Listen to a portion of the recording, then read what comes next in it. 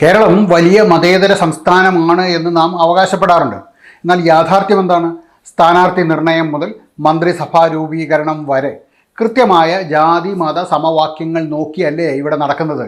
ജാതിയും മതവും നോക്കി വോട്ട് പിടിക്കുന്ന രാഷ്ട്രീയക്കാർ തന്നെ ഒരാൾ സ്വന്തം പേര് പൂർണ്ണമായി വിളിച്ചു പറയുമ്പോൾ അതിൽ ജാതി തിരയുന്നത് ഇരട്ടത്താപ്പല്ലേ?